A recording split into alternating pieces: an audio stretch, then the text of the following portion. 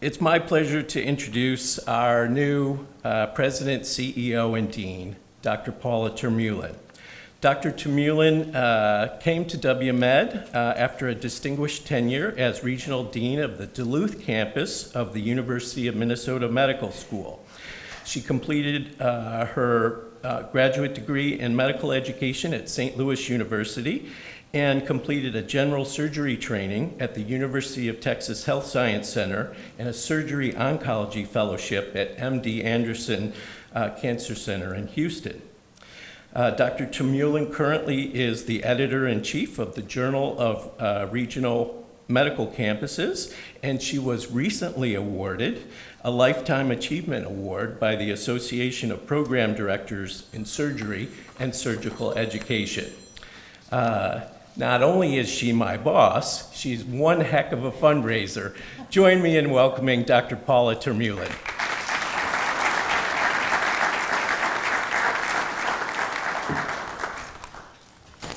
In the spirit of keeping it short, it's not completely filled. So thanks, Jack. Really appreciate that nice, warm introduction. And good afternoon, everyone. It really is a pleasure to welcome you all to our Upjohn campus here downtown.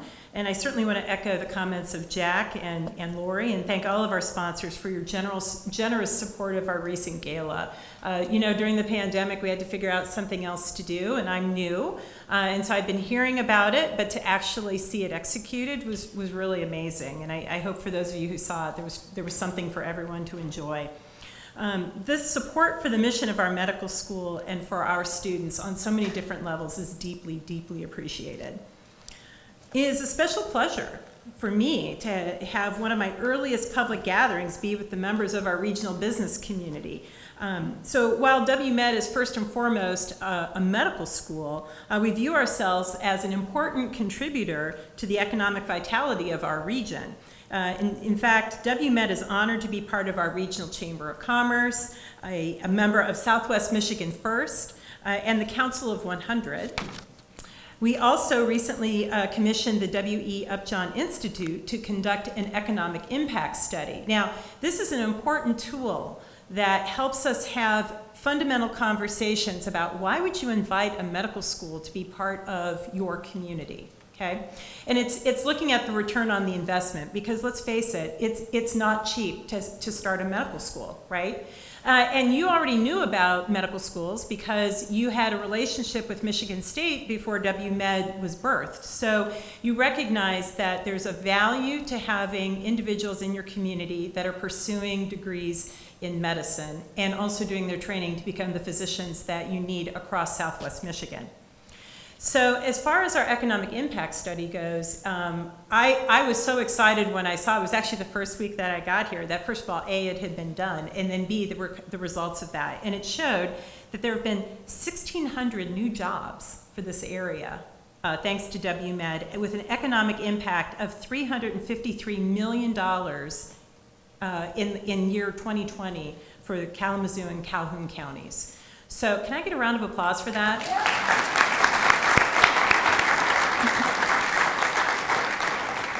And I think the other thing that we would hope over time that you'll see us continue to do is to bring individuals into our community. Okay, so first of all, we want to grow our own, right? We want to be able to attract and retain our best and the brightest from the area. But we're also going to attract other individuals, whether they're our students that we recruit, our staff, or our faculty. And these are individuals that will also live in our communities, they'll contribute to our communities, and they'll ultimately provide additional economic support for our communities. So we think that this is just part of the value proposition of what it means to have a medical school that delivers what we're trying to deliver to our community and region. So in addition to our economic impact study and some of the other things that I've talked about, WMed Health has provided 67,000 patient visits over the last year in our variety of clinical locations, out on Oakland Drive, Mall Drive in Portage, the psychiatry clinic at Ascension Borges, Grace Health in Battle Creek, I know we have a representative here today, and the Family Health Center here in Kalamazoo. Our students, residents, faculty, and staff annually provide thousands of hours of volunteer services too in the local community. And recently you would have seen them playing an important role in assisting with the vaccination effort. So there were pop-up clinics, we had partnerships with the nonprofit organizations, with our hospital partners, and directly through countywide vaccination efforts at the Kalamazoo County Expo Center. In addition to that, the medical residents that we train, those that have completed medical school but have not quite, they're in that specialty training period, are an important physician workforce that extends the roles of our attending physicians throughout our region and work within our major healthcare systems here in Southwest Michigan.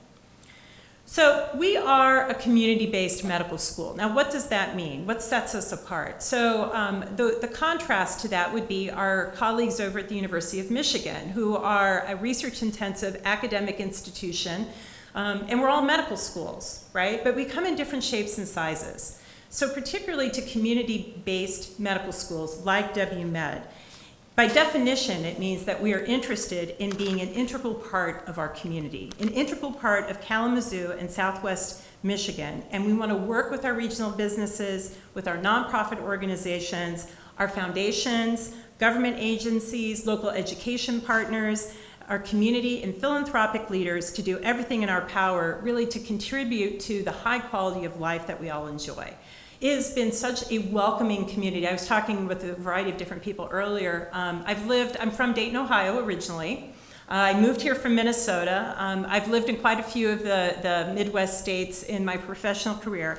And I will tell you that moving here to this area has really been, honestly, the most welcoming I've had. So can I get a round of applause for that?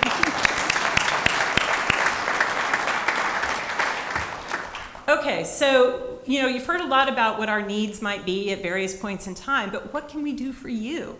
Okay, so we have done some things, as I mentioned, with our economic impact study, but the other thing we recognize is that many of your businesses are facing the same challenge we are right now, which is attracting and retaining top quality candidates and employees, part of the hiring issues right now we're all having.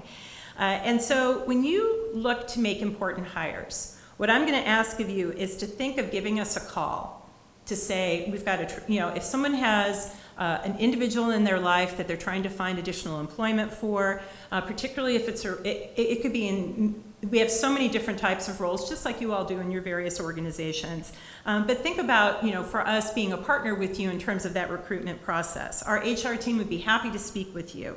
One thing that we're doing, and I know this is not unique, but I'll just tell you what we're doing about the return to the working in person kind of experience is we're calling it flexible work solutions. So launching on July 6th, as Jack alluded to, we get to be together finally, and we don't have masks on, wow. But at the same time, we've had so many of our employees in non-clinical roles that have been working remotely, and we've learned a lot of lessons about that. We see this as value added to our employees to create a flexible work environment. So we'll have some individuals that may continue remotely.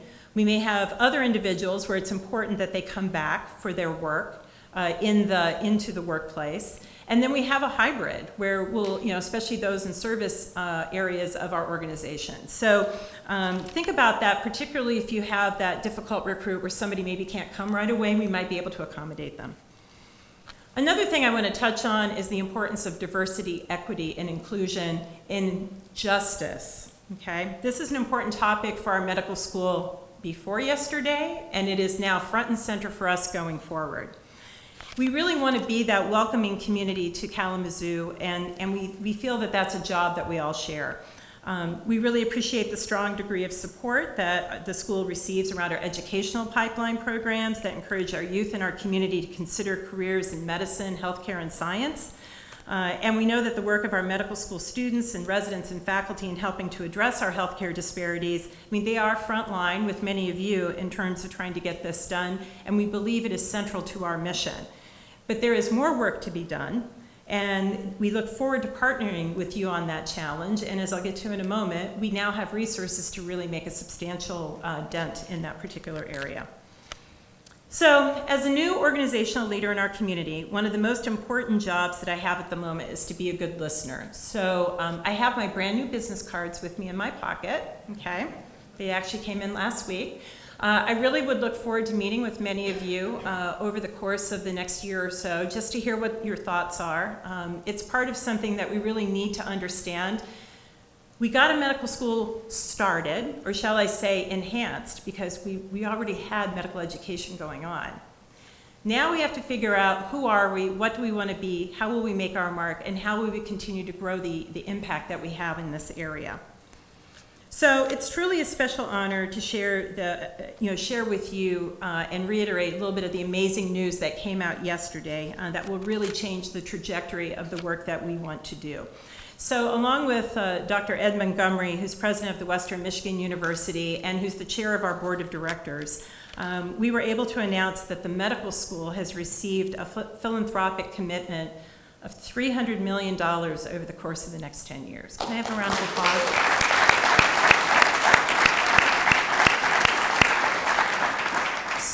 So just to put this in context, the entire gift of $550 million through Western Michigan University is the largest for a public university foundation to receive. Many of us have been, our emails have been kind of blowing up from our peers around the country, from institutions whose names you would all recognize around congratulations, et cetera. These are the kinds of resources that medical schools that have been long established can only dream of. So we have this. We also have a deep responsibility around stewardship and to ensure that the work that we do impacts our community and makes a difference for our patients going forward across the country. Okay, so we'll see this come in over the next 10 years. And they really, our donors really wanted to remain anonymous, but I cannot thank them enough for having, what a gift for somebody new in a role like me to have this, the trouble is I have to figure out how to manage it, right? And we're going to do that very responsibly. So we have a discernment process, which many of you I want to invite into that conversation. What is it that you need us to be? How can we significantly impact health equity, not just in Southwest Michigan and Kalamazoo, but how can we make a difference around this nationally? Because this is something that every medical school has been called upon to do, but few have the resources to really make a difference. And so our vision is to be a leader in this space so that people come to us and say, how did you get it done? So I hope you'll look forward to partnering with us around this particular effort. So let me tell you a little bit about some of the initiatives that we do picture will become part of this incredible gift. So we've talked a lot today about the needs of our students, and that continues. It is expensive to go to medical school, and the story that some of you have already heard is I'm a first-generation college student, and it is true, I have just paid off my student loans the same month I become a medical school dean. And I really hope that none of our graduates, when they become medical school deans, are still paying off their student loans. So our goal is really to get some financial support for all of our students, and that will take the shape of, in some instances, complete coverage of their educational expenses. In other instances, it will be partial. But we also look for creating a nidus, if you will, kind of like what they do with public radio and public TV, matching gifts and things like that, so that many people can help us in this work and also be able to proudly say that they were part of supporting our students. The other space that we really have been called upon to do with this gift, I've alluded to already, is in the space of diversity, equity, inclusion, and I like to add justice to it. And when we talk about transformational gifts, this is transformational, and that we not only want to create a welcoming environment that will recruit, but most importantly, make individuals who have been underrepresented in the fields of medicine and science be welcome within our walls. We cannot get those students here if we don't have the faculty and staff that look like them, that think like them, that have similar backgrounds to them. So we're very sincere about wanting to broadly open our doors and think about how we can do this work better. We also recognize, if you look at health outcomes, that creating a workforce that reflects the people we serve and also creating a workforce that understands the people we serve is how we get to health equity and how we get to better outcomes in health. Now, I'm new to Kalamazoo. I'm new to the Kalamazoo and Calhoun County area. I know nationally what the statistics are about a variety of different health outcomes that we need to look at. I look forward to understanding more specifically in our area what are the tough issues that we need to address. Because another aspect of this gift will be partnering with organizations and with those who are already doing some of this work and wrapping around that community-based participatory researchers who can not just uncover where the challenges are, but help to find the solutions, and most importantly, get that national and federal funding that will help us get that accomplished. This also may mean that we need to partner with our local government agencies, be it local, state, locally, state level, even federal level. And we also look to have future collaborations, and I would say with the other medical schools in the state of Michigan around this. This is a place where we can take a lead. So it is truly a remarkable time in the history of the WMed Medical School. It's also a remarkable time for our community. And it was really the wish of our donors to the medical school that there be these increased opportunities for all of our citizens, our business owners, our foundations, and our region to come together and really support the future, not just the future mission of the medical school, but really to put us on the map for how we got it done. I also want to acknowledge our WMed philanthropy team, who you met earlier. They were all standing over here. They're back over there now, okay? This is a hardworking team that in a very short period of time has really gelled and come together to help us tell our story in ways that help individuals that want to join us in the group, in our work. So whether it be, we talk a lot about treasure, but there's also about time and talent, the other things that we really need. And so they're able to help us tell our story in effective ways that we hope will increase the number of people that want to do the work with us. So I really want to thank them, and can I give them another round of applause?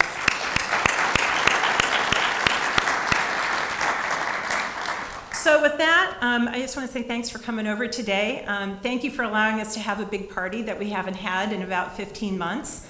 And I genuinely look forward to meeting all of you. And if we don't get to each other today, you know where to find me, or you know where to find Jack, and he knows where to find me. And I look forward to those conversations. So thank you.